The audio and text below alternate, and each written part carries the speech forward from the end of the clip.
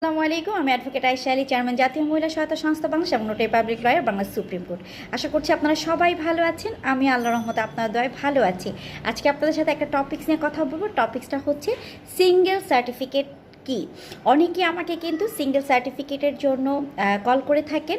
তো আমি অনেকের থেকে ইনফরমেশান কালেক্ট করে দেখলাম যে ওনারা বিভিন্ন জায়গা থেকে মিসগাইডেড হয়ে আসেন। ওনারা মনে করেন যে আনম্যারিড সার্টিফিকেটই হচ্ছে সিঙ্গেল সার্টিফিকেট। তবে সিঙ্গেল সার্টিফিকেটটা শুধু আনম্যারিড কোনো পার্সনের জন্য প্রযোজ্য না, কারণ যে আনম্যারিড তার জন্য আনম্যারিড সার্টিফিকেটই প্রযোজ্য।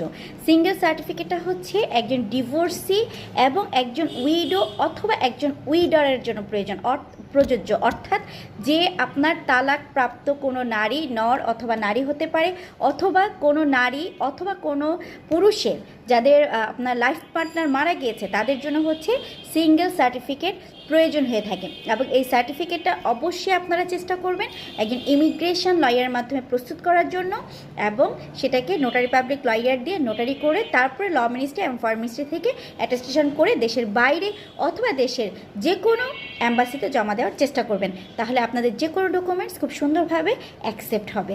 আশা করি আপনারা সবাই ভালো থাকবেন।